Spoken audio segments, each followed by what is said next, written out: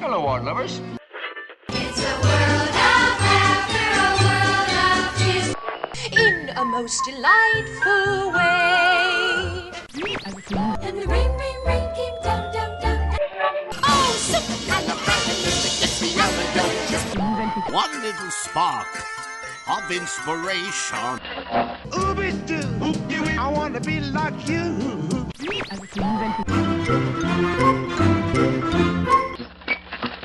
You can set music back. Through the caveman days, Roseanne. Chim, chimney, chim, chimney, chim, chim, chiree. There's a great, big, beautiful tomorrow. WDW Radio, your information station. Welcome to the WDW Radio Show, your Walt Disney World information station. I'm your host, Lou Mongello, and this is show number 80 for the week of August 17th, 2008. This week's show is very special, as I'll be devoting an entire episode to a single segment, and more importantly, a single man. He is Richard M. Sherman, and you know him as one of the Sherman Brothers, the most successful songwriting team in history, and the name that defines the music and mood of so many Disney films and theme park attractions. Mr. Sherman joins me in this one-on-one interview about his career beginnings, time at the Disney Studios, working for and with Walt Disney, and the stories behind the stories of working on timeless classics like Mary Poppins and legendary songs such as It's a Small World and hundreds of others.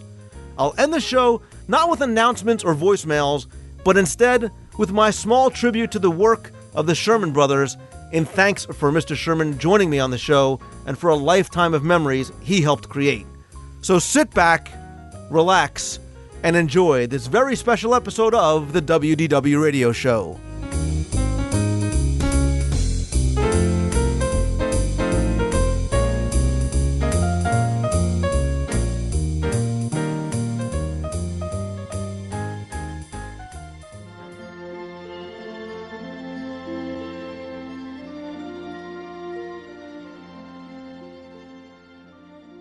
As I've always said, everything we see and experience in Walt Disney World is about a story. And it's a story that's being told to us, a story that we're an interactive part of. And story has always been of primary importance, not just in the parks, but of course in the movies. And the concept of good storytelling first came from Walt Disney himself. And an integral part of that storytelling in both films and in the parks is unquestionably the music. It sets a mood, immerses and inspires us, and in many cases defines a film, a show, or an attraction.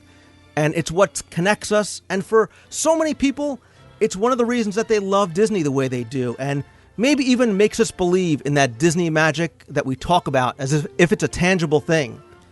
And the name that for decades has been synonymous with Disney music and classic films and theme park attractions is none other than the Sherman Brothers. And their credits read like a best of Disney films, television shows, and attractions, having written more musical scores for motion pictures than any other songwriting team in history, including timeless classics like, the music from Mary Poppins, The Jungle Book, The Aristocats, The Tigger Movie, theme park attractions like It's a Small World, There's a Great Big Beautiful Tomorrow, so many songs from Epcot's Imagination Pavilion, The Tiki Room, and countless others. In 1965, they won 2 Academy Awards for Mary Poppins. They received 9 additional Academy Award nominations, 2 Grammy Awards, 4 additional nominations, Tony nominations. They've had #1 pop songs and an astounding 23 gold and platinum albums. So today, it is my absolute honor to be able to chat with a true Disney legend and one of the brothers from that creative team that has changed the world with their music, Richard M. Sherman. And Mr. Sherman, I want to thank and welcome you to the WDW Radio Show. Oh, thank you, Jay. It's great to be here and talking to you, and I'm looking forward to whatever questions you're going to ask me, so shoot. Well, that's the thing. With so much that I want to talk to you about, it's almost difficult to find a place to begin. So maybe let's start with the simplest question, which would be, how did you and your brother start to become to work together and become a songwriting team? Well, actually, it was almost inevitable. Our father was a wonderful songwriter. His name was Al Sherman. And Al Sherman in the 20s, 30s, and into the 40s was writing hit songs, very big songs that today many of them are forgotten, but some of them still linger, like the famous football song, "You Gotta Be a Football Hero." That's one of his. You know, it's a wonderful, wonderful song. And for the great Eddie Cantor, he wrote, "Now's the Time to Fall in Love." Potatoes are cheaper, tomatoes are cheaper. The older generation would know those songs. They were big, big popular hits. And I got the bug, I guess, to be a songwriter when I was in college. I started writing songs for college shows, things like that. And my brother was going to write the great American novel. He wanted to be a writer. And I wanted to write music and lyrics for plays and shows. And what happened was, after college, we both were living in a little tiny apartment, and my brother was writing the great American novel and digging a hole in the ground, and I was writing the great American musical and digging a hole in the ground. And our dad came up. He was this pop tune writer, and he said, "I bet you guys couldn't write a popular song that some kid would give up his lunch money for to buy a record." And it was like a challenge. But he sensed that if we sort of pooled our wits and actually worked together as a team, we'd come up with strong ideas for pop songs. And so that's where it all started. And it truly is this. A song, a good song, has a story in it. And you always have to dig for that story, that angle before you start going. I think that's the thing that attracted Walt Disney to our songwriting, is that we always had a kind of a hook, an angle. It wasn't just a straight-ahead statement. It was a song that had either a question in it that made you think or a statement that made you think, a hook. And basically that's what Bob and I did. We started writing pop songs, and through sheer luck, a little girl named Annette Funicello recorded a song of ours called Tall Paul back in 1958, only 50 years ago. And that song in 1959 became a top 10 song, a big hit. And Annette, who was a Mouseketeer for the Disney organization, needed new songs. And so the publishers at Disney Company asked us, do we have any more songs for Annette? And of course, we wrote song after song for her and made many records with her. And little did we know this, but she was one of the pets of Walt's organization, and he had discovered her and was listening to all of the songs that she recorded. And basically what happened was he said he was going to put her into a film, and he said, those two young fellas that are writing these cute songs, I'd like to meet them. Maybe they'll put a song into this picture I'm going to put Annette in because she's now so popular with songs. That's how we met the great man. And that sort of brings you up to a very crucial part of our lives, and that's when we met Walt Disney. And what was that first meeting like? You know, you're told now that you're going to be brought before Walt Disney, who obviously at the time, was so successful with what he was doing. Tell me, what was that first meeting like for you? Well, I can remember very vividly what it was like because it was it was amazing. We walked into the office. We didn't realize we were going to play the song for Disney himself. We played it for this executive, music executive, and he said, "Yeah, that sounds like a great song for the picture. We got to play it for the boss." And I said, "Well, who's the boss?" They said, "Well, Walt Disney, of course." So I said, "You mean we're going to play for this icon?" We never realized we'd ever meet the man himself. We just were in this office, and so he brought us into the actual offices of Walt Disney, and he was sitting behind a desk, very occupied, writing, signing some autographs or something like that, and his opening line to us, "Are you fellas really brothers, or are you just sort of using that name?" Because when I was in vaudeville, we used to have brother acts, and we never were brothers. And he completely threw us because he was so funny and sort of friendly. And we said, "Oh, no, we really have the same parents." And Mr. Disney says, "No, call me Walt, call me Walt." He didn't like to be called Walt, Mr. Disney. So then he said, "Now let me tell you about this picture." And he launched into describing a picture that had nothing to do with the film that we were written this song for. He was describing what became The Parent Trap, the Haley Mills picture. But we had written a song for a picture called The Horse Masters for Annette Funicello. So he was into this long description of this picture, and my brother, who's very brave, Bob, he said, "Mr. Disney, Walt," he said, we have come with a song for Annette Funicello. We don't know about this other picture." So he says, "Oh, well, why did you let me go on like this?" how do you tell this man, this world famous man, that you're talking about the wrong picture? To stop him, so he just said, "Okay, let's go to the other room and let's hear the song." So I played this song, the strumming song for him, this little song we'd written for Annette, and he said, which is typical of Disney. He said, "That'll work." Now I wasted a lot of time on this other thing, so he actually had given us a huge compliment, because Walt never said anything more than "that'll work" to people that were working for him, because he didn't want to spoil them. He never said "wonderful, great, perfect." He would just say "that'll work." But at that time we thought, well, that was kind of a put down for this song we'd slaved over, really worked hard to get the right song for that picture. So basically he started on this other picture, and he handed us a script, and the script was called "We Belong Together," and that was the picture that became the Parent Trap, which was our very first Disney major picture that we had done. Yeah, I tried to imagine what that must be like, and then hearing the story about how you don't want to interrupt the man as he's on a roll. But we'll talk specifically about some of the films you worked on and some of the attractions. But you worked for Disney during really what was a golden age for the studios. What was it like working with and for Walt Disney? Maybe what are some of your fondest memories during that time? Well, I'd say that the thing about working at the Disney studio under Walt was this: he was a member of the team. He was a great spark plug, a listener, a remarkable listener. He could discern what would work and what wouldn't work. He inspired everybody that worked for him, and everybody was trying so hard to please the boss. I mean, that was the whole thing. And if he told you a story, it was the most important story that ever was told by humankind, because he had this ability to hypnotize you, to get you so excited about some episode of Zorro or something that you just would kill yourself to write the perfect number for it, or write the perfect dialogue if you were a script writer, or design the perfect setting for if you were a setting designer. I mean, the whole thing was, he was hypnotic about the way he inspired people, and it was great. It was wonderful working for him. He never talked about how much it's going to cost, and this is the bottom line, and this is the blue, this is this and that. He never talked about that. It's just the quality of the product, and that's all he cared about. That abruptly changed when Walt passed away. It totally changed, but when he was alive, nobody ever thought about anything but doing a great job on the product.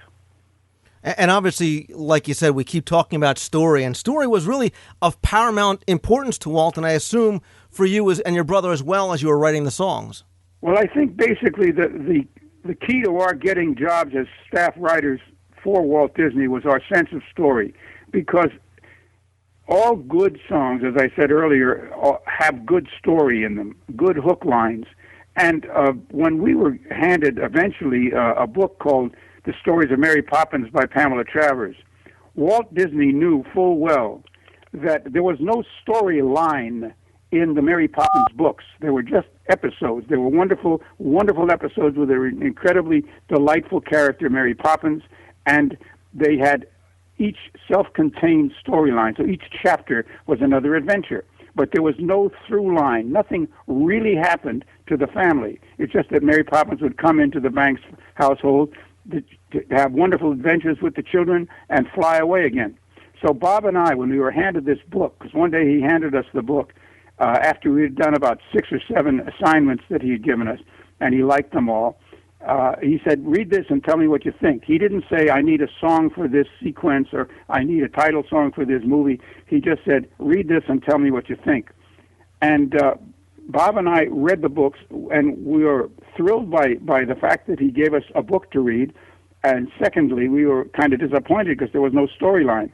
So we said, let's take 6 chapters of these 6 juicy chapters that we saw were really outstanding, put them together and make a story out of it. Let's say there's a problem in the family. Let's just say the father's not paying attention to the kids and the mother's off busy doing her things, and so Mary Poppins is needed. So she comes into the family and she changes things. She gives little life lessons to the kids and to the family itself, and unites that family so that when she flies away, she's done a job. This was our concept. And we came in with a story concept, not just some song ideas or, yeah, that's good, Walt, it could be something. We came in with a real idea. And also we came in with a period. We changed the the stories from the 30s, which was Depression England, back to the turn of the century when it was still colorful and charming, and English music hall style songs could be used. We came in with all these ideas, and so we weren't just songwriters for him; we were storymen.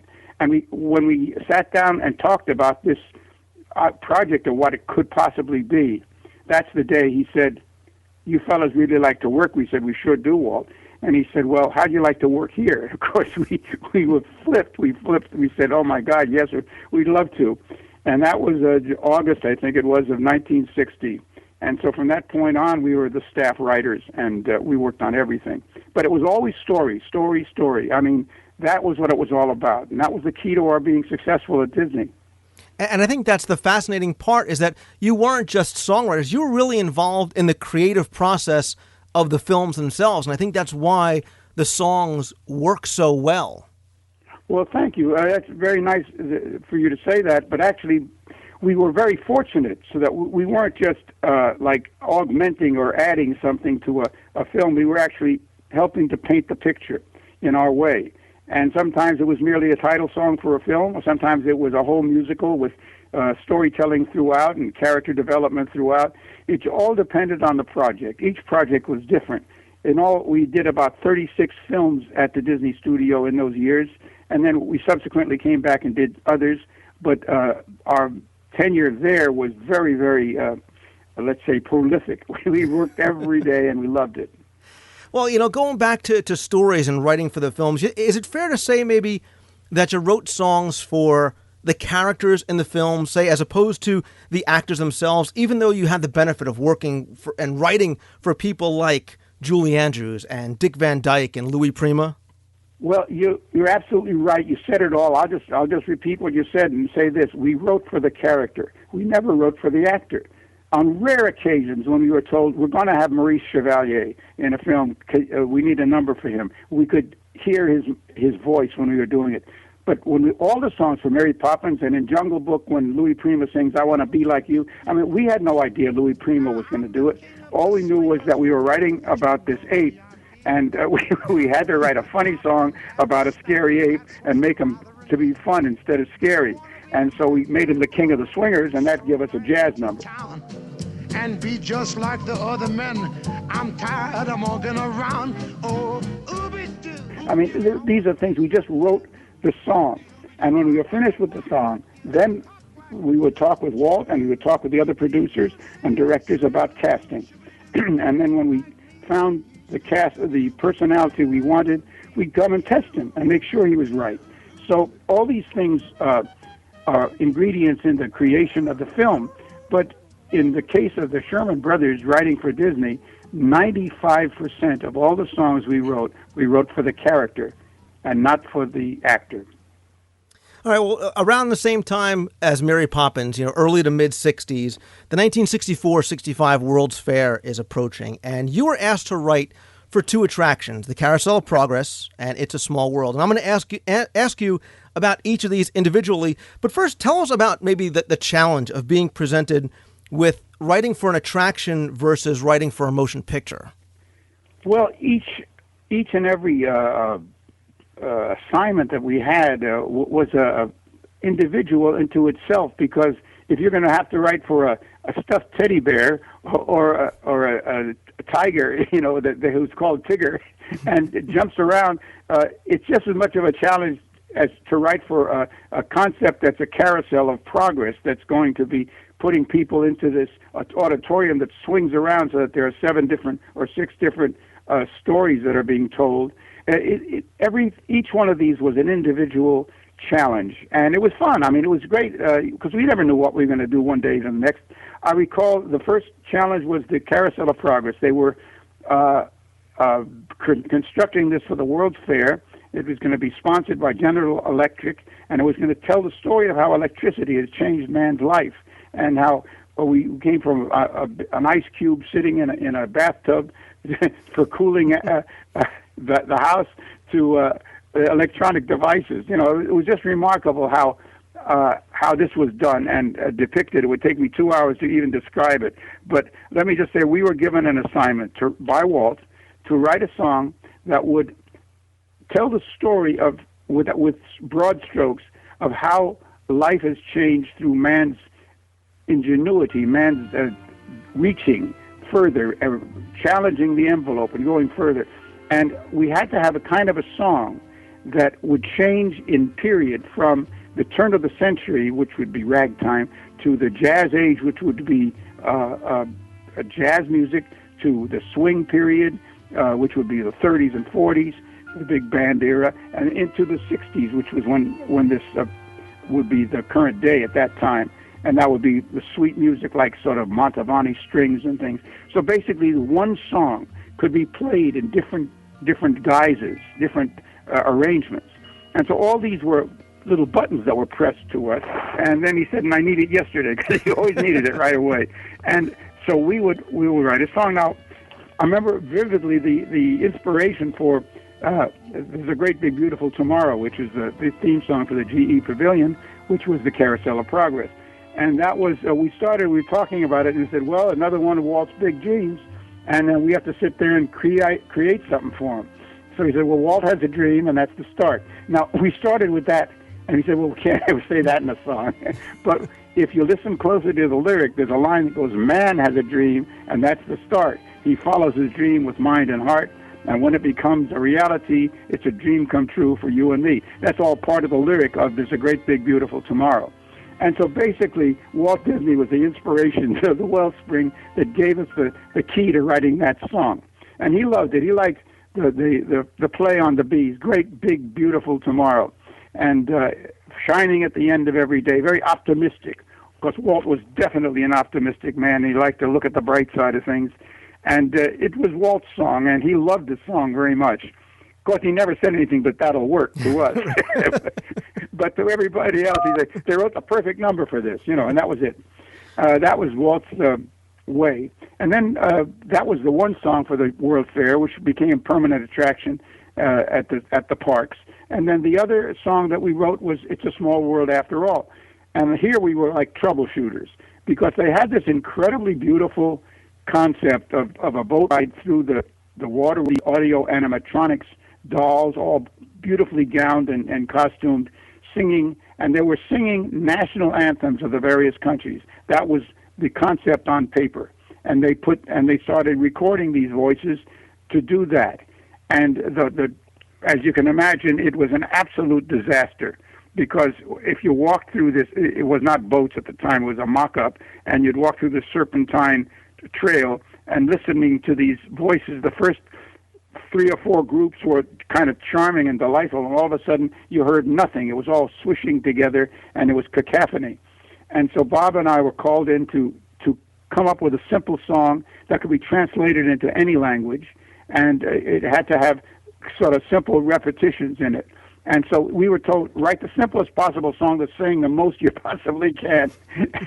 And it was a salute to the children of the world, and it was called UNICEF Salutes the Children of the World. I think that was the working title of it, and we said, Walt, can we come up with something better than that? He said, well, yeah, if you can, but remember, it's about the small children of the world. They're the hope of the future. And that he gave us that to start with. And so we came up with this concept, it's a small world after all. Let's not blow each other up. Let's learn to respect each other and love each other. And that's what we're saying without saying those words. We just said it's a small world after all. It's a world of laughter and a world of tears, a world of hopes and a world of fears. There's so much that we share. It's time we're aware. It's a small world after all. That's what we said in the song. And if you hear it as a jingle, you want to shoot us. But if you hear it slowly and hear the words, you say, hey, it is a prayer for peace, isn't it? And that's what we wrote. And it became kind of I'm told, the most performed song in the world, with all the parks that's playing it all the time. And everybody knows it, which makes me feel very happy. Yeah, and I have to admit, to hear you to hear the person that wrote the words somewhat say and sing the words really is a privilege. And, those 4 words, even with all the amazing things that you and your brother have done, sort of immortalized you. And correct me if I'm wrong, the original way that you had written the song, you had originally thought about it to be performed in somewhat of a different style, correct? Oh, definitely. When we first wrote the song, when you write anything, you don't write it fast and in tempo. You write it slowly and carefully. And we were playing it and singing it, and Bob was coming up with wonderful words for it, and I was coming up with words on it. We were both working on the music because we collaborate on everything. We actually were writing it like a prayer for peace. And there is just one moon and one golden sun, and a smile means friendship to everyone. There's so much, though the mountains divide and the oceans are wide, it's a small world after all. That's what we're saying. Let's be loving and kind and reach out to people. But we didn't say reach out to people and loving and kind. We just sort of imply it, because Walt would never want us to lay it down like a trowel, just put it on with a feather. And so we just implied that. He loved implied ideas. He was very quick to grasp an idea, like a spoonful of sugar helps the medicine go down. Has nothing whatever to do with sugar and medicine. It has to do with an attitude. If you have a bright attitude about something, a sweet attitude, a tough job becomes easier. You look at the bright side of it. Feed the birds, tuppence a bag. Has nothing to do with the price of breadcrumbs, 2 pennies to buy breadcrumbs. It says it doesn't take much to be kind and do a kind deed. To give love, it costs nothing. Tuppence is nothing, no money. It's just giving it from yourself, from your heart. But we don't say those words. We just say, feed the birds, tuppence a bag.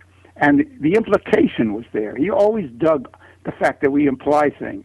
And the same thing with Small World. It's a small world after all. And the after all is the hook. And you obviously followed your father's advice, which was to keep it simple, to keep it singable, but most of all, keep it sincere. Oh, my goodness, you really are a researcher. That was great. Yeah, that's exactly what he said to us when we were young guys starting out, and he made the challenge. He said, keep it simple, singable, and sincere. And as he was walking out the door, and he says, and make it original. That was it. And so he'd always guide us in those early years till we finally got the right angle on things. I remember we had written many, many songs. Country music was very big back in the early 50s. And we finally wrote a song which we had a hook on, and he liked the hook. And that was, we wrote a song, a blatant line, gold can buy anything. And then we had a codicil on it, but love. Gold can buy anything but love. And he says, now you have a hit song. Now you have a possibility of a hit song. Go out and try to sell that one. And that was our very first published song. It wasn't a hit, but it did get published. And really, in addition to It's a Small World, really two other very small words that really define, to a certain degree, your work is obviously Mary Poppins. Yeah, well, that was a major, major jump for Bob and myself. You know, we had never done a full musical score. We had pictures with songs in them, and we'd had popular song hits and a couple of big ones. But the thing is that this was a giant, giant step forward for us. And, of course, it put us into the position of writing musical film. And that's what we started doing from then on. Most of our pictures were musicals. But Mary Poppins was the perfect cast, the perfect creative team. I mean, my praise goes out to so many people involved in that film, from Bill Walsh and Don DeGrady, who did this incredible script, and Walt himself, who was hands-on the whole time, pushing everybody and pushing and creating the final product. And Peter Ellenshaw, who did the incredible matte artist, who did the mats. So they're in Burbank, California. We were in Edwardian England because of his artistic creativity. I mean, there were so many people that contributed. And I haven't even mentioned this superlative cast with Julie Andrews and Dick Van Dyke and Glynis Johns and David Tomlinson, all these wonderful people that were part of our cast. It was a labor of great love and great talent on many, many parts. And Bob and I were lucky enough to be the songwriters. We really loved working on it and helping with the story, because that's what we did. Well, I applaud you for crediting so many other people, but I have to say that what you did and what your brother did on this work made this film the timeless classic that it remains. And to your credit, in addition to receiving your Oscar, you also coined a word that's a staple of every Disney fan's vocabulary. You put it to song, and you have to allow me to just step through the songs that you wrote for the film, so as not to minimize your impact on it. A Spoonful of Sugar, Jolly Holiday, I Love to Laugh, Chim Chimmery, Feed the Birds, Step in Time, Stay Awake, Sister Suffragette, A Man Has Dreams, The Life I Lead, Let's Go Fly a Kite, one of my personal favorites, Fidelity, Fiduciary Bank, The Perfect Nanny, and of course, supercalifragilisticexpialidocious. I don't think that I'm exaggerating when I say that what you did qualifies as a true masterpiece. Well, you're very, very kind to say that, and I'm very proud of it. I know Bob is, and we feel that it was a big, big leap forward for our career, and we were very lucky, I think, to have a boss like Walt Disney who helped select what we were going to finally wind up in the film. Because, you see, as we developed this film, we were developing many of the chapters that we were exploring to see which other chapters we might use. And so a lot of songs were written for the film that we never used. And some of them found their life in another film. And we changed them a little bit and used them someplace else. But basically, the songs that were selected were really the very cream of all the things we were doing. And they really were story. Each song had a story. Part of the story was being told through the song. And I think the key to a really good musical is if you don't have the songs, you don't have a picture. And I think that's what we had here. We had hunks of the story. I mean, just huge hunks of dialogue were just sung. And people didn't even realize they were hearing songs performed when they were doing it, because it was so woven into the film. And one of my favorites of all the songs in the picture is two reprises that we used near the end of the film when the father and Bert have a conversation. And the father he feels his life is falling apart because he's been fired from the bank for causing a ruckus. You know, there was a run on the bank because the little boy didn't want to invest his tuppence in the bank, and so everything falls apart. And he's very sad and upset. And he says, "A man has dreams of walking with giants to carve his niche in the edifice of time." And then he's feeling sorry for himself, and he says, "It's Mary Poppins. She's the one that caused all this trouble." And then Bert pipes in and says, "Oh, yeah, she's the one that sings a spoonful of sugar. That's all it takes. Changes bread and water into tea and cakes." He says, "Tea and cakes, indeed." And they're having this conversation. It's all sung. The whole thing is musical comedy, the way it's sung. And that's a really well-integrated show. That's the way we were writing it. It's that Poppins woman. She did it. I know the very person you mean. Mary Poppins. She's the one what sings, "A spoonful of sugar, that is all it takes. It changes bread and water into tea and cakes." See, that's exactly what I mean. Changing bread and water into tea and cakes, indeed. No wonder everything's higgledy-piggledy here. And is it true that Feed the Birds really was a personal favorite of Walt's and one that he often would ask you to come in and sing and play for him on the piano? That's absolutely true. Walt fell in love with that song because when he heard it the first time, when at that first propitious meeting, when we first told him our ideas of how we could do Mary Poppins as a musical, he asked at the end of that meeting, "Play that bird lady thing again." So I played. It was not completed. It was just about 16 bars. I sang it for him, and he listened to it intently, and he said, "That's the whole story, isn't it?" And he said, "That is the story, Walt. That's the story. The father doesn't give the tuppence to the kids." Meaning he doesn't give their attention. He's so busy making money and supporting the family, he's not giving of himself to the kids. And the mother is so busy with her life, so she has to have a nanny taking care of the kids because she's not doing it. So then, symbolically, at the end of the show, we have this song, "Let's Go Fly a Kite." And the opening line is, "With tuppence for paper and strings, you can have your own set of wings." And the father, mother, kids run out to the park and fly the kite. Now, that is all symbolic. It's Walt Disney way of doing things. He doesn't say, "Hey, listen, families, get together, go to Disneyland and enjoy each other." He doesn't say that. He says, "Let's go fly a kite." That's why Disney dug us, because we understood what he wanted to say to people. And that's the secret of the whole thing. I don't know. I think I drifted away from answering your question. No, not at all. It was beautiful, and because "Let's Go Fly a Kite" is a personal favorite of mine, I really appreciate your explanation of it. Well, actually, something came from our father. Our father used to make kites for us when we were kids. He said, it's one thing is to go out and buy a kite and fly it. That's great fun, and we used to do that too.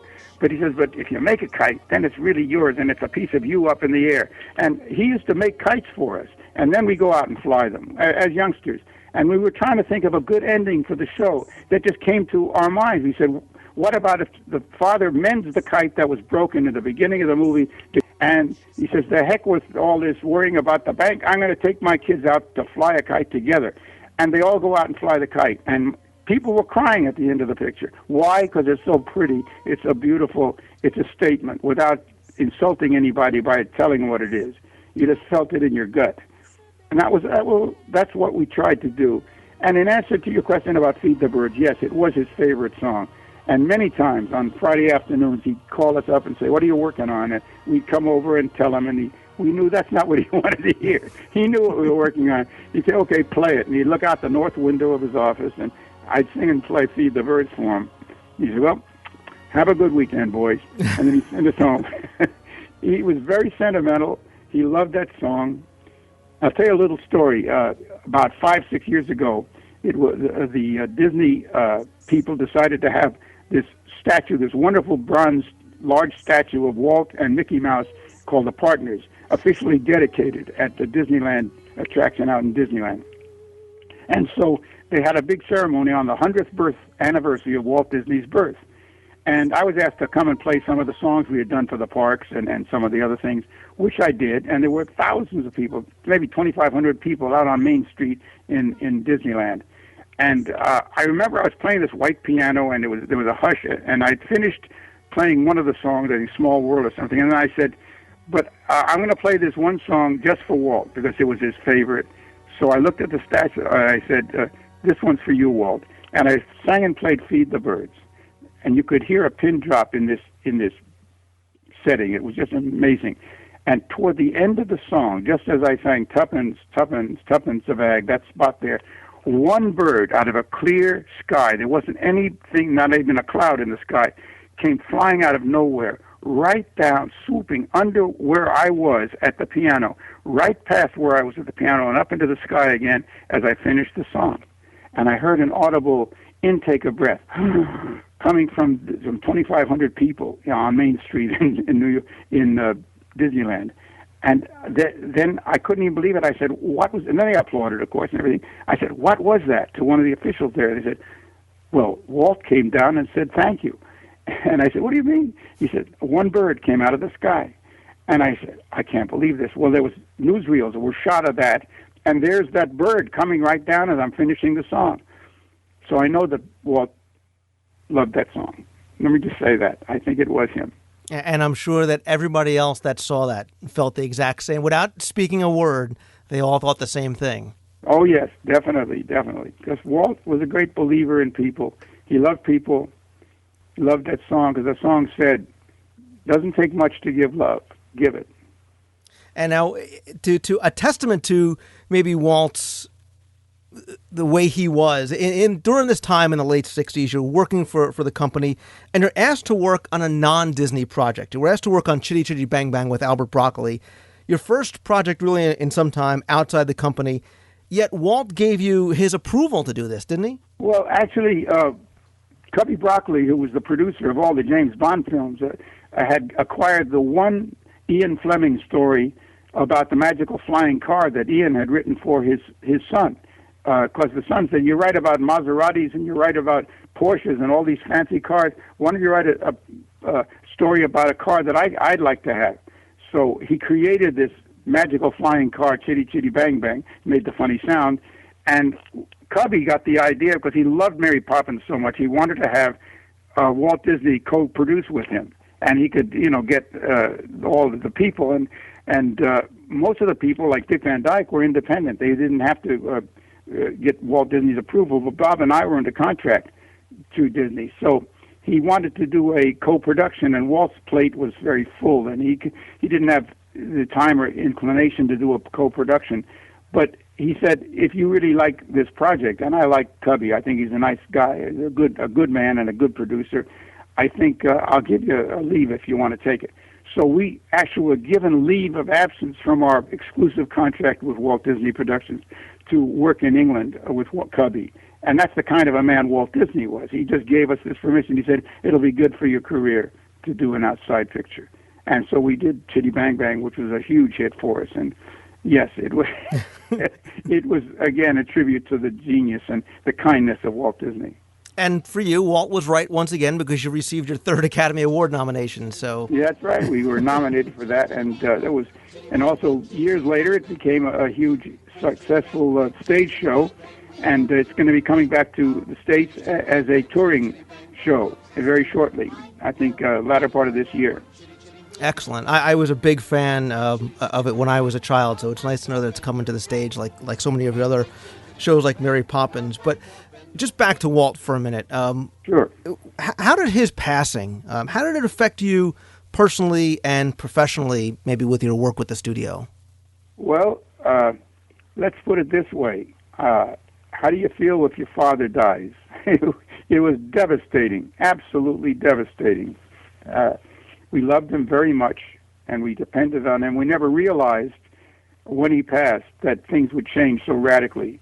But unfortunately, that's what happens. I mean, the people that took over meant well. They tried very hard, and they weren't Walt Disney. And for many years, the studio did not produce any greatness for a long time. They were doing adequate sometimes, but not great.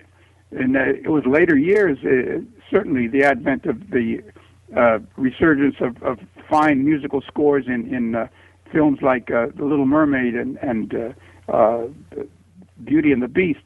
The greatness came back, but there was a long period of time with a tremendous lack of, let's call it, spark. Yeah, so many people talk about the spark or lack of direction. People almost seemed lost as their mentor was gone and didn't know what to do.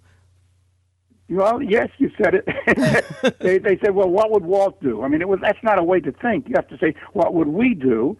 And we want to carry on creativity and everything, but let's not just keep repeating what we did in the past or do the safe project. Walt was always taking chances and going further. And so I guess maybe the lack of further thinking.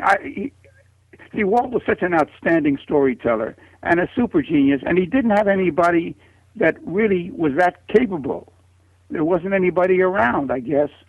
I can't give you exact reasons, but how do you replace somebody as great as Walt Disney? You can't. You just can't. A long time has to pass, and then eventually things come together and the right people assemble, and then, yes, then great things can happen. It took a long time. Great things are happening now. People at Pixar are geniuses. They're terrific, but they weren't around then. There was nobody around then, so it didn't happen then. Now it's happening again. I agree, and I think it's certainly no comparison, but I think like Walt Disney, Bob Iger is doing what Walt did, which was surround himself by the very best people in the industry. And I think we're seeing, like you said, a resurgence of greatness and creativity, and it's a very exciting time for the company and to be a fan. Well, you have to have a great leader who doesn't necessarily have to be creative himself, but at least respect and honor the creative mind and help steer him and help guide him, let's say, and guide the ship. But basically, you have to have people sensitive to creative thinking, and that's Iger's doing a great job. I think he's doing a wonderful job. He's done a major step forward when he said, "Let's not start this bigger and who gets what. Let's work together." And so he and Pixar got together and made one organization out of it, which is fabulous. I mean, that's a great step forward, and I think the entire industry is better off for that. I agree. And like I said, as fans, we also, too, are feeling the wonderful effects of it. And like what happened so many years ago, the company's making wonderful films again. And it's also having a trickle-down effect on the theme parks. And you and your brother, of course, not only wrote amazing songs for films, but beyond the World's Fair attractions, you've also written a number of theme park attraction songs. How were you first approached, or what was it like writing that first theme park song, and what was it, if you remember? Well, I think the very first theme park song we wrote was, there's a funny story with it. We were invited to go down to a soundstage and look at something. And I remember Bob and myself and about 5 other people came down, and we sat on bridge chairs in a tropical room that was all dark and everything. And Walt said, "Okay, turn it on." So on comes the lights, and we're sitting in a tropical room with flowers like orchids and everything had started singing songs. And then down from the roof came birds, and the birds started singing. And it was the first audio animatronics experiments that they were doing, and it was called the Enchanted Tiki Room. And we didn't know what the devil it was because they'd never seen anything like it before. There were carved tiki poles that started chanting, "Ugga bugga, ugga bugga," you know, all this type of thing. And it was weird. And I remember one of the fellows in the room said, "What the devil is this, Walt?" and Walt looked at Bob and myself. He said, "You guys are going to write a song that explains what this is all about." And we said, "We are?" And he said, "Oh, yes, you are. And it's going to be a song that explains the Enchanted Tiki Room." Well, all of a sudden, Bob and I were looking at each other. He said, "There's no parrots. I think if we had a parrot, at least you could understand dialogue and lyrics from him." So we said, if you had a parrot, maybe the parrot could sing it. So Walt immediately said 4 parrots. We'd have a French parrot, we'll have a Dutch parrot, we'll have a Spanish parrot. And he was plussing the idea. And he says, "Now what kind of song are we going to do?" And I remember the first thing popped into my head was, I said, "Well, it's a tropical room. Let's do a tropical rhythm like a calypso." He says, "Okay, it's calypso, going to be sung by parrots." And he said, "I need this right away because we're going to have to start the whole thing with a song." And I remember Bob and I being songwriters. He said, "Tiki is a great word. If we played with the word tiki, tiki, tiki, that sounds kind of cool." So he said, "What about if we called it the Tiki, Tiki, Tiki Room?" We said, "That's it. Okay, you're going to write me that song and explain what it's all about." And with that, we were ushered out the door, and we went off to write it in a hurry. And it's the longest-running show song I think it's ever been performed. It's made all kinds of records now. It's 40-some years it's been playing. Yeah. In the Tiki, Tiki, Tiki, Tiki, Tiki Room, that song. Yeah, to call it a classic would be an understatement. Yeah, well, that was the birth of it was strictly a need to explain what that Tiki Room was all about. But once you heard the birds singing "Welcome to the Tropical Hideaway," and they sing "In the Tiki, Tiki, Tiki, Tiki, Tiki Room," everybody, starts singing along with them. And that's, of course, just the fun of it all. It's just an invitation to enjoy yourself, and the birds are your hosts, and they explain what the Tiki Room is all about in several silly verses that we wrote and funny jokes that Larry Clemens added. So we had a lot of fun doing that. And it's funny to hear just how quickly the creative process took place. You open your mouth, you say a couple of words, and Walt says, "Good, that's it, go do it," and you're off writing songs. Show me the executive today that can do that, and I'll be amazed, because Walt could grasp 2 words, an idea, just throw 2, and he'd know exactly where you were heading. He could finish it for you. I remember we were so close in our relationship with Walt that sometimes when we had an assignment, we'd see him in the hall. We said, "Walt, I think we got the idea," and then I'd sing him 2 bars of a song, and he'd say, "Yeah, that's it, finish it." I mean, it was just like that, because he knew what we were going to do if we could give him the approach. And it was a marvelous symbiosis that we had between us, a really understanding of the need for a certain statement and how we could do it, or how we would enlarge on it. We've never had it since. I must say that I've had some wonderful producers and creative people that I've worked with over the years, and they're all inspiring guys. But there's never been anybody like Walt Disney. He was only one of a kind, and maybe one in a century comes along like that. And it obviously just shows the trust that he had in you and your brother, that he could just hear those 2 bars and know that the rest of what you would create, he didn't even need to hear. Well, I think that's the kind of a mind he had. He knew us pretty well. He knew his artists. I mean, many times an artist would show him a sketch. He'd say, "Yeah, that's it. Now work on that." Or, "I think the chin's a little weak. Do something there." And he would sort of make suggestions. But he was so confident with his team of great animators and he had some wonderful staff writers, like Bill Walsh was a brilliant writer, and he'd say, "I need a scene where this thing so happens," and Walsh would go off and do it, and he'd say, "Yeah, that's what we're talking about." That's the kind of a boss he was. He would sort of steer you. And with our songwriting, it was that kind of a thing. I remember walking down the hall one day, and we were writing a song for Maurice Chevalier to sing in a picture called "In Search of the Castaways," and with Haley Mills, which was in it. And they were stuck in an bamboo tree after a big flash flood had come, and they're really stuck, and they're hungry, and they want something to eat. So this professor, who was played by Chevalier, says, use the things we have around us. There's some bird eggs over here, and we can fry them on this pan and everything. And he starts building an omelet with spices and everything he finds from the tree. And he sings this song. And Walt wanted him to be singing a song as he's doing this. So we said, we have an idea. And the idea was, enjoy it. And we said, why cry about bad weather? Enjoy it. Each moment is a treasure. Enjoy it. And I sang that little song to him with the melody. That much. He said, yeah, that's it. Finish it.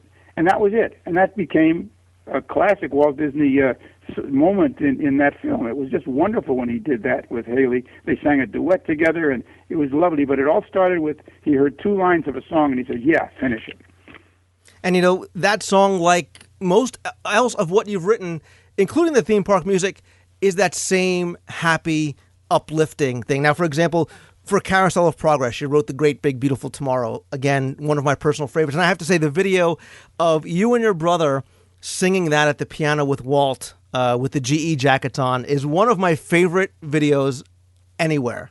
Well, that again was what he wanted to get some more money to finish the pavilion. It was running over budget, and we had just finished the song, and he didn't discuss this with us. We were just, the kids on the block. We were writing our songs, and one day he called out about 3 days after we'd played the song for him, and he had said his classic "That'll Work," and he said, on Friday, put a tie on. I'm doing some lead-ins. I want you to come down to the sound stage 2, after lunch. So he said, okay, Walt.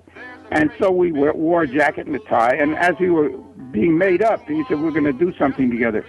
They pinned the GE logos on the back of our jackets, and he was doing a big sales pitch on what they were doing for the Carousel of Progress, and he wanted us to sing the song. We didn't know he would sing it with us, and he said, prop the lyric up so we can do it together. So on the piano there, we did one take, really, and sang the song, and he said, kick your heels up when you go off when I tell you to. So, okay, we did that. And there, for the one and only time on film, he actually said, the Sherman Brothers write a lot of the wonderful songs, at the Disney studio. Well, he said wonderful songs to us, but not directly to us. He said it to the GE people. Well, sure enough, he got his money and he finished his pavilion. But here's again the kindness of Mr. Disney. He was so wonderful. He about 2 days or maybe a week after we had done this little bit for him, with those 2 envelopes in our office, and it was 16 millimeter print of the thing that you love, that piece of footage of us doing this thing together. And the note said, "This is a little souvenir of the other day. I know that your grandchildren will enjoy seeing this one day." And that was him. That's Walt. He gave that spoonful of sugar. I'm going to start crying now. He was incredible. And that just adds to, and I think that's why I love the piece so much, just a beautiful story that surrounds it, because you were unprepared. And there's Walt Disney singing one of the true anthems of him and his career and everything that he's done and what you've done. And then he tells you to go back to work so he can finish talking to the GE people, but then does that small little gesture that obviously so many years later means so much to you. It certainly does. I'm telling you, there were many times he did these wonderful, wonderful gestures. I think, well, the main thing I think was he recognized in Bob and myself, these 2 pop songwriters, he recognized we had more to offer than just writing pop songs. And I think this was one of the greatest things of all, because he recognized we were telling story within the songs. We were saying more than just, I love you, I need you, I want you, I lost you, forgive me. I mean, the typical stuff that songs are written about. We were writing about something off the wall, something you don't expect. And that was, he liked that. He liked that idea. Well, we sort of painted pictures. And you did the same with the song that for some time replaced Great Big Beautiful Tomorrow. You wrote Best Time of Your Life. Again, that was inspirational song. Well, again, they wanted, the GE people had a new president, and he wanted to have a new statement.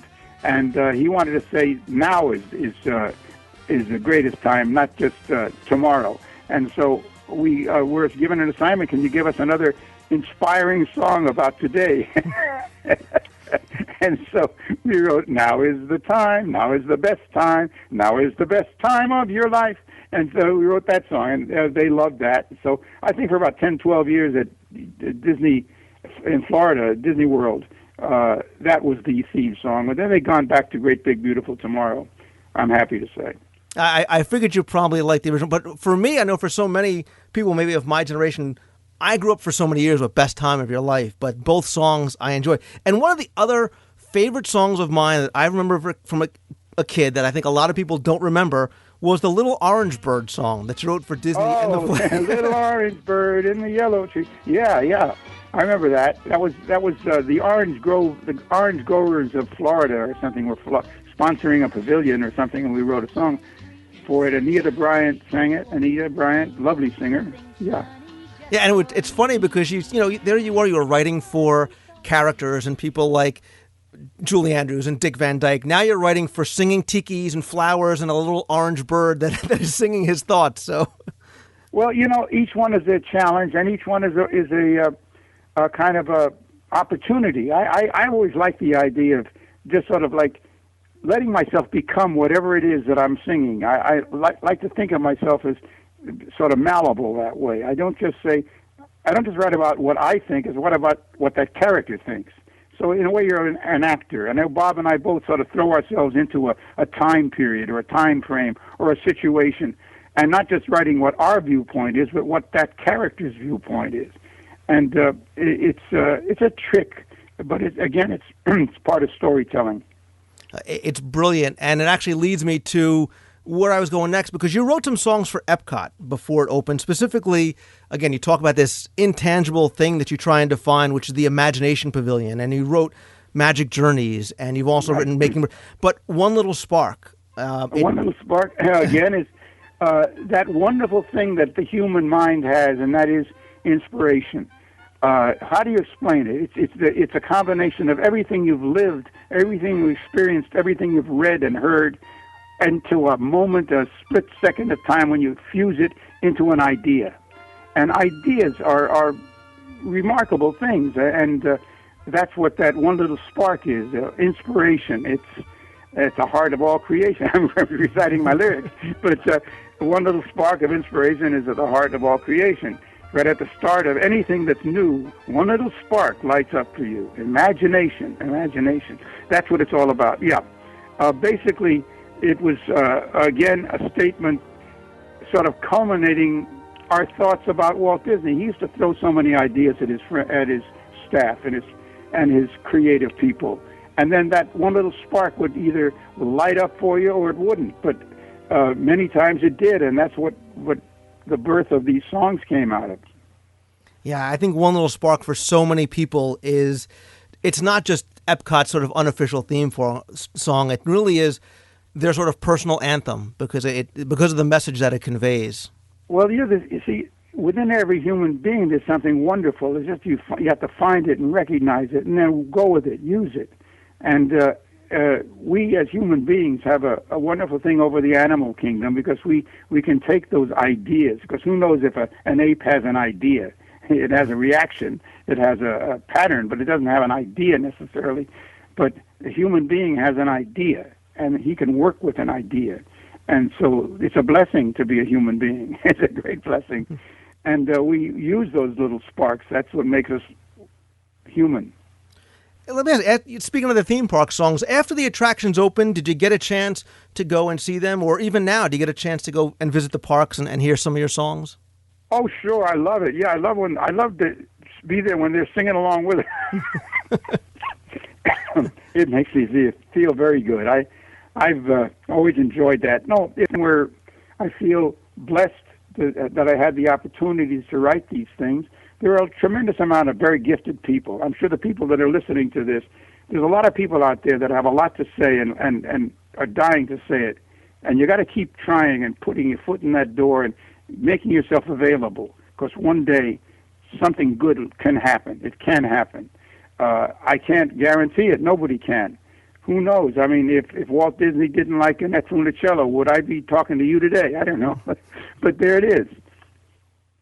Right, true. And I guess I have to ask you, and I know maybe it's an unfair question, about a personal favorite song or accomplishment, and maybe whether it's one that it's a personal favorite for you, or one that you're most proud of, or maybe one that has the most meaning for you. Which song or songs would those be? Well, I think it's so difficult when you have 500 children to say it's your personal favorite. Each child, or each song in this case, it has a special story, a special meaning. I'm very dearly fond of the score to Poppins. I think it's very special because it was a giant step forward. But how could I forget the fact that there was a little rock and roll ditty called Tall Paul that started the whole ball of wax? So you know what I'm saying? And it's a small world, which everybody in the world knows this song, and a lot of people want to kill us or kiss us for it. I don't know. But there you go. How can I say what is the favorite? It's an impossibility. I can only say I'm very grateful for the fact that I worked for Walt Disney.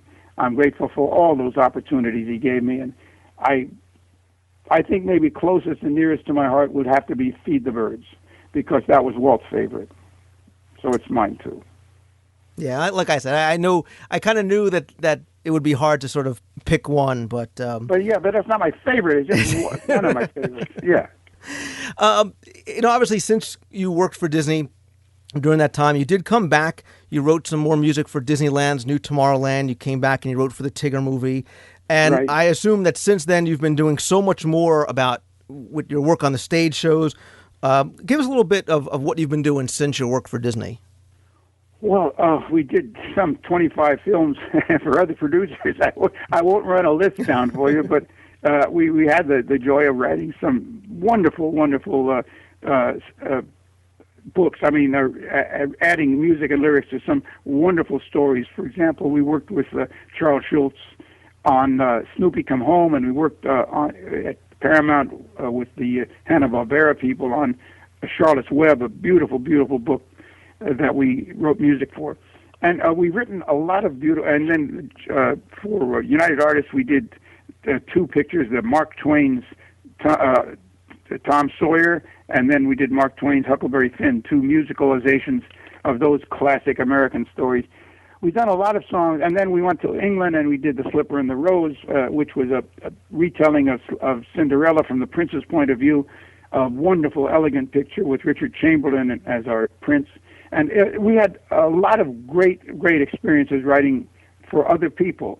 But the highlights of our life, I must say, have to be centered around the Disney product. And we're having worked for Disney on recent things as well. It's kind of lovely that we have this wonderful relationship. I know that I've done a lot of interviews for the DVD sections of reissues of some of the films we worked on.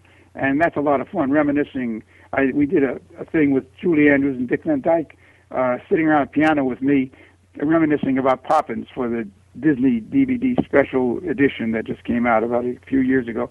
This is the kind of thing that I've been enjoying doing, and I never cease to be amazed at how I remember everything because it's so vivid in my mind. It's like yesterday. Well, I definitely want to direct people, and I'll put a link in this week's show notes where you can find out to go and pick up a copy of your book called Walt's Time. And it's more than just a very beautiful scrapbook of your professional career with your brother.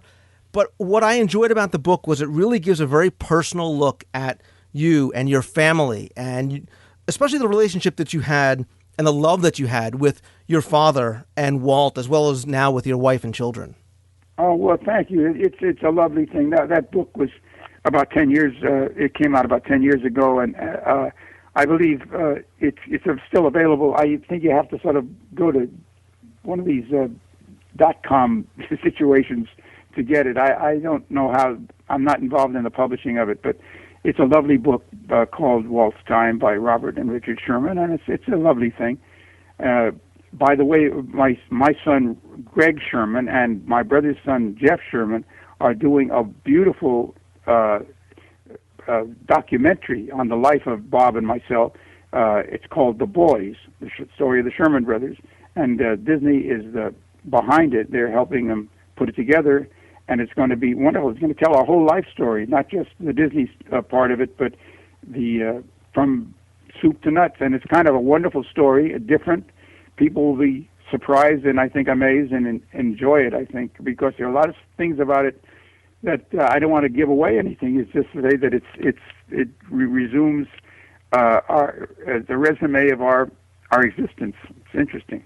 Yeah, and people can learn more. They can go to theboys.com, and I am personally looking forward to seeing this, really finding out about the growth of the professional and personal relationship with your brother and just the personal aspects that were so formative for you and obviously led to both of you creating so many beautiful songs for so many generations.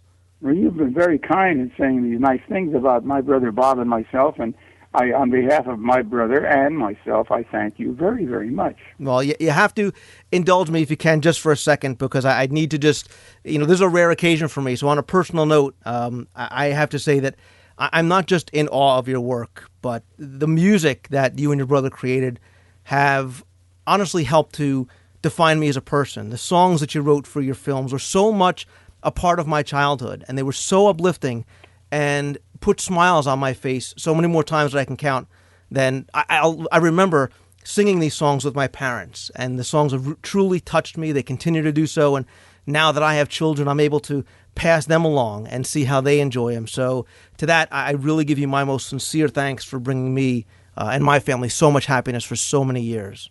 Well, I give you my most sincere thanks. That's very, very sweet. I appreciate that. It has truly been a privilege to speak with you today. I hope you will always know how important and influential and meaningful your work continues to be to countless millions of families across the world. And this is where I would normally say, well, to learn more about my guest so-and-so, go here and here. But to learn more about Richard Sherman and the Sherman Brothers, visit a Disney theme park or watch a classic Disney film with your family. And when you start to smile, you can silently thank my very, very special guest, Richard M. Sherman. I want to thank you so much for taking the time to speak with me today. Please give my best to your wife, and thank you so, so much. I hope I have the honor of meeting you in person and shaking your hand someday. I do too. Thank you. Early each day to the steps of St. Paul's, the little old bird woman comes. In her own special way, to the people she calls, come buy my bags full of crumbs. Come feed the little birds, show them you care, and you'll be glad if you do. Their young ones are hungry, their nests are so bare. All it takes is tuppence from you.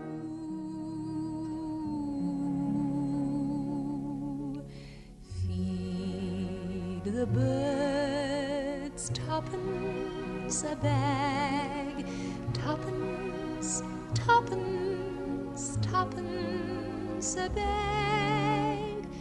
Feed the birds, that's what she cries, while overhead her birds fill the skies. All around the cathedral, the saints and apostles look down as she sells her wares. Although you can't see it, you know they are smiling each time someone shows that he cares.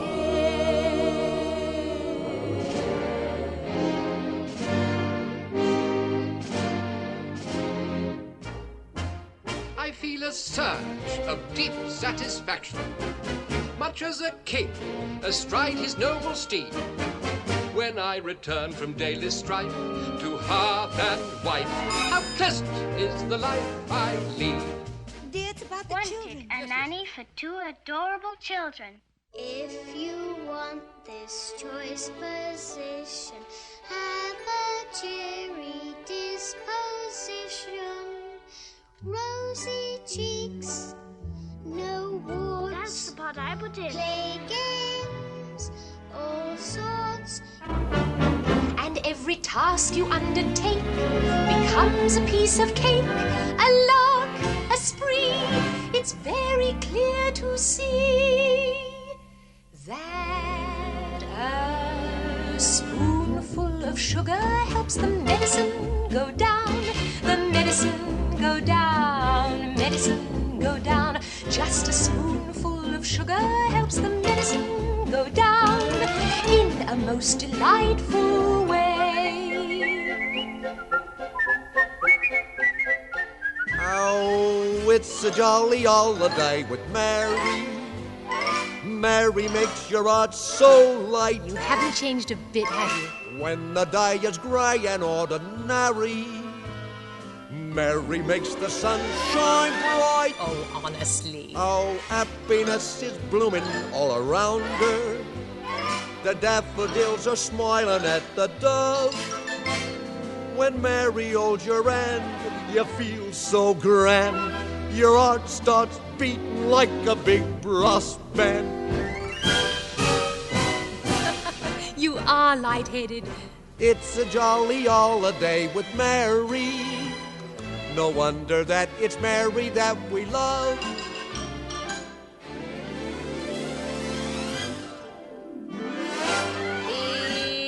It's supercalifragilisticexpialidocious, even though the sound of it is something quite atrocious. If you say it loud enough, you'll always sound precocious.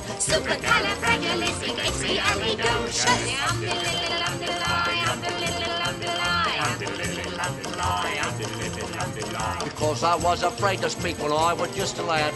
My father gave me nails a tweak, told me I was bad.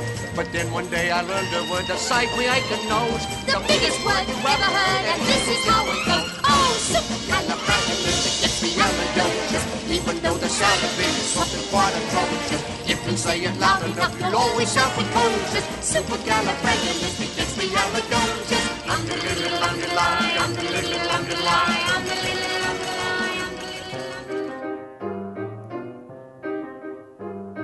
Chim chimney, chim chimney, chim chim cheree.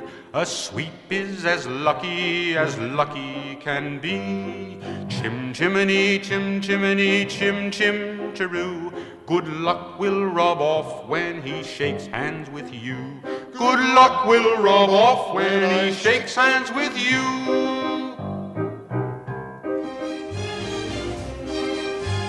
Now as the ladder of life has been strung, you might think a sweep's on the bottommost rung. Though I spends me time in the ashes and smoke, in this all wide world there's no happier bloke. Chim chimney, chim chimney, chim chim cheree. A sweep is as lucky can be. Chim chimney, chim chimney, chim chim cheree. Good luck will rub off when I shake hands with you. Chim chimney, chim chimney, chim chim cheree. A sweep is as lucky can be. Chim chimney, chim chimney, chim chim cheree. Good luck will rub off when I shake hands with you.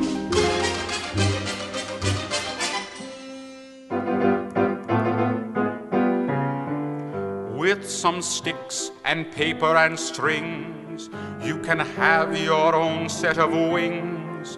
With your feet on the ground, you're a bird in flight, with your fist holding tight to the string of your kite. Oh, let's go fly a kite up to the highest height.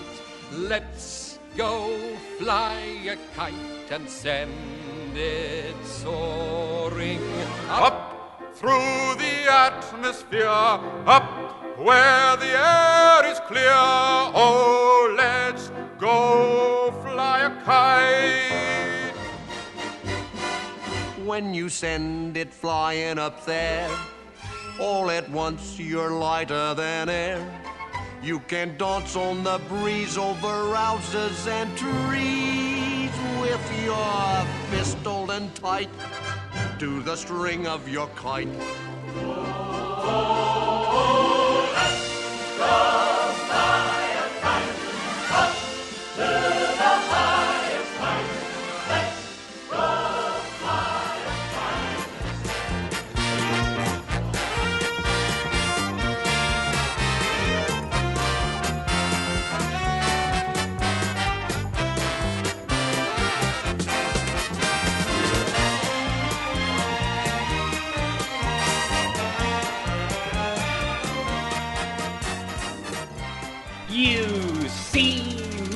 with friends. The computer makes life easier.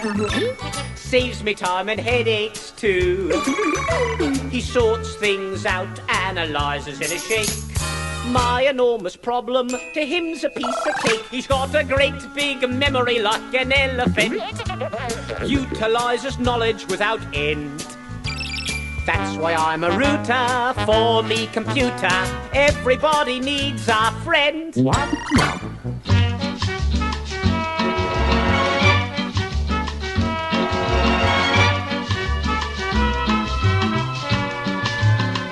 Little orange bird, in the sunshine tree, won't you think of something sunny just for me? Think of funny thoughts, or a sunny word, that will make me happy, little orange bird. In the tiki room, in the tiki room, all the birds sing word and the flowers croon. In the tiki room. Welcome to our tropical hideaway, you lucky people, you. If we weren't in the show starting right away, we'd feel the audience too. All together in the tiki room, in the tiki room. All the birds sing word and the flowers croon. In the tiki room. One little spark of inspiration is at the heart of all creation, right at the start of everything that's new. One little spark lights up for you. Oh, my. Imagination, imagination. A dream can be a dream come true with just that spark in me and you.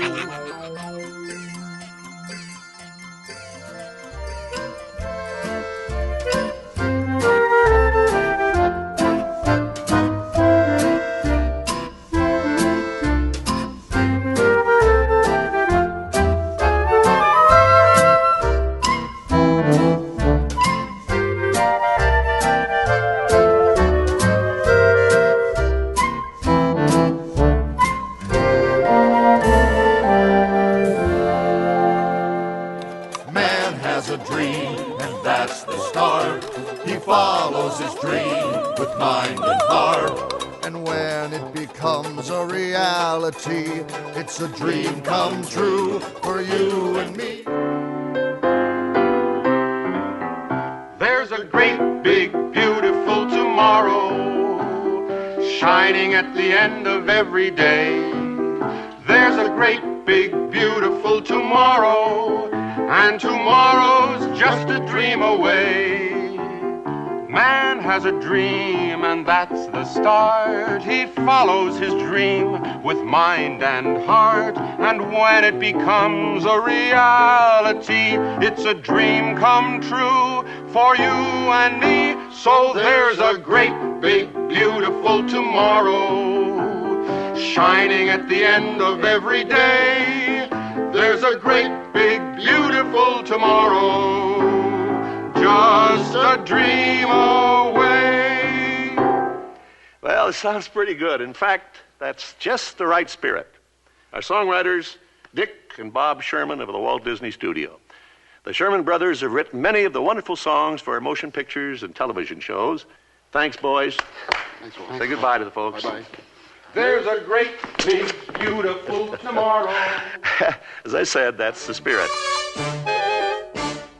It's a world of laughter, a world of cheers. It's a world of hopes and a world of fears. There's so much that we share that it's time we're aware. It's a small world after all. It's a small world after all. It's a small world after all. It's a small world after all. It's a small, small world.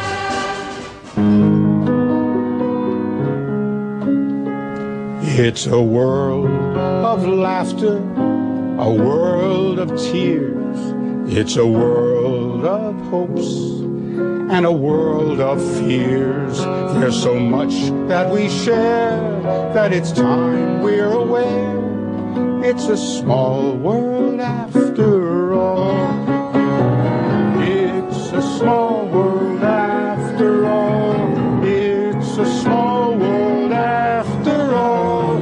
It's a small world after all. It's a small, small world.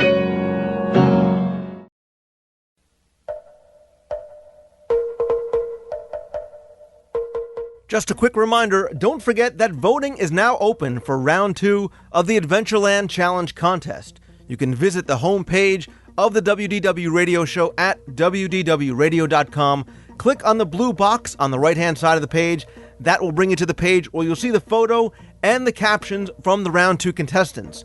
You can vote once per day until 11:59 p.m. on August 27th.